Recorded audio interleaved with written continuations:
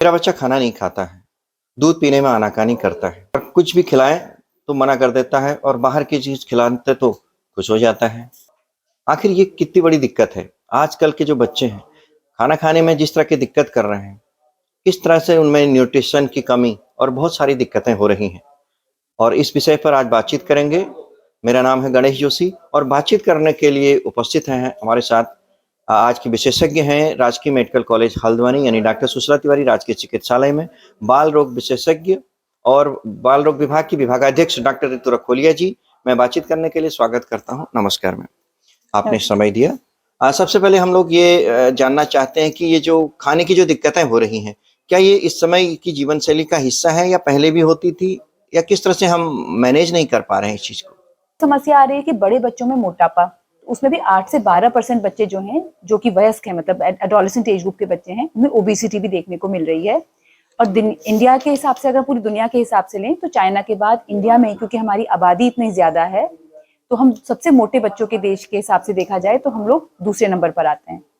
तो हमारे देश में कि बिल्कुल डबल लेजर आप कह सकते हैं, दो तरीके से प्रॉब्लम है। एक तो कम खाना खाने की वजह से अंडर नरिश और स्टंटेड बच्चे हैं जिनकी हाइट और वजन कम है, और दूसरा हमारे तरफ से गलत खाना खाने की वजह से हमारे उसमें ओबीस बच्चे भी काफी ज्यादा हैं। और ये बहुत बड़ी प्रॉब्लम है, क्योंकि जो बच्चों की हाइट कम रहती है, वजन कम रहता है, हाइट से हम कहते हैं कि बच्चे का आईक्यू का कोरिलेशन होता है और अर्निंग कैपेसिटी।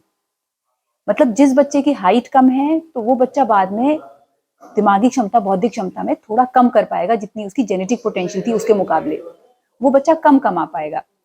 तो सिर्फ खाने पीने से आपने, मतलब बच्चे की काफी कुछ, उसके आगे का फ्यूचर आपने बदल दिया। बिल्कुल, इसमें इसी सवाल से आपसे जोड़ूँगा कि हम कौन-सी ऐसी चीज़ें खिला रहे हैं जिसकी वजह से ये जो दिक्कतें आप बता रही हैं, जो एक आंकड़ा आप प्रस्तुत कर रही हैं, किस तरह का हम खाना खिला रहे हैं?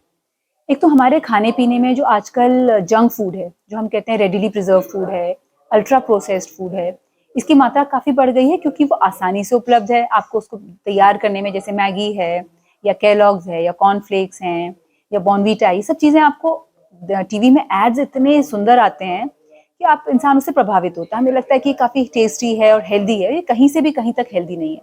देखा जाए ना, इसमें विटामिन है, मिनरल्स हैं। अल्ट्रा प्रोसेस्ड फूड है तो ये आपको सिर्फ प्योर कैलोरीज देता है और आपको विटामिन मिनरल्स ग्रोथ में किसी भी तरीके से हेल्दी नहीं है। कई पेरेंट्स बिस्किट को नहीं मानते हैं, बिस्किट या नहीं, इस बिस्किट चिप्स या एक्चुअली कभी इस यही तरह है, का काफी खाना। बार पेरेंट्स को लगता है डॉक्टर साहब हम अपने बच्चे को बर्गर नहीं दे रहे हैं, हाँ, और बच्चे को डेली दूध के साथ वो एक ग्लास, एक पैकेट चिप्स ले रहा है या एक पैकेट बिस्किट ले रहा है।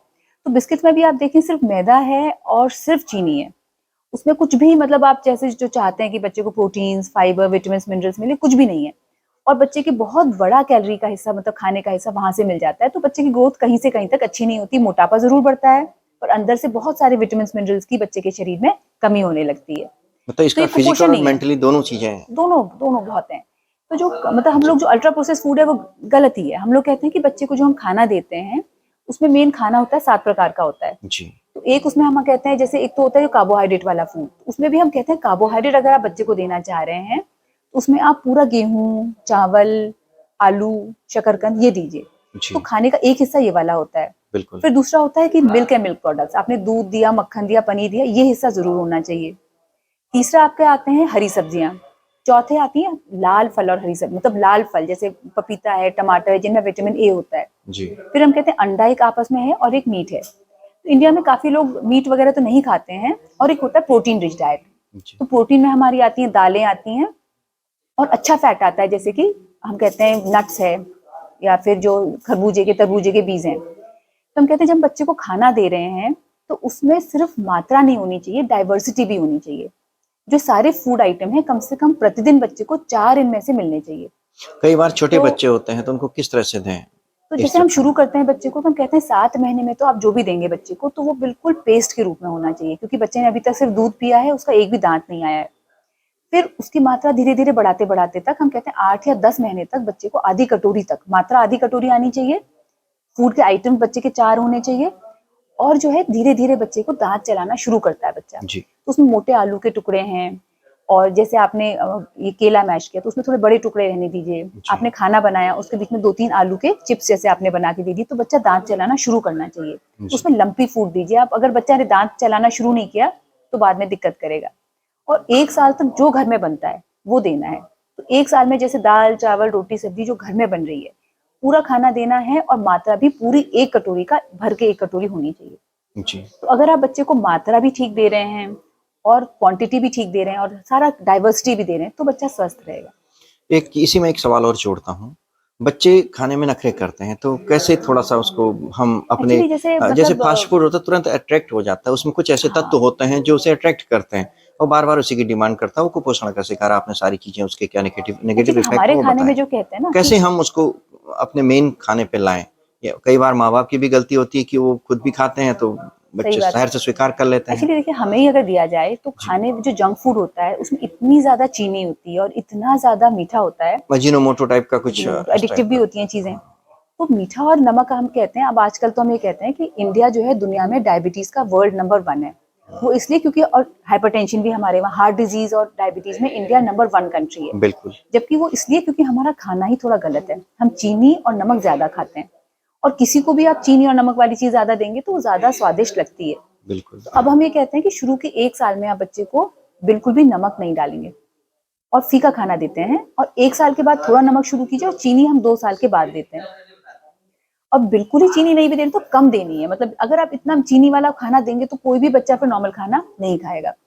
और जब हम खाना खाते भी हैं तो हम कह रहे हैं, मान लीजिए बच्चे ने, आपने लौकी कद्दू तोरई कोई भी अपनी सब्जी बनाई है और बच्चा खाना उसको पसंद नहीं कर रहा है, तो हम आप एक रूल्स आपको सेट करने पड़ेंगे, कहीं ना कहीं आपको एक लाइन ड्रॉ करनी है। तो बच्चे ने, जैसे अगर आपको लग रहा है कि बच्चे ने सब्जी, हमने बैगन की सब्जी बनाई है, बच्चा नहीं खा रहा है, तो आपने तुरंत उसके लिए कुछ और नहीं बनाना है।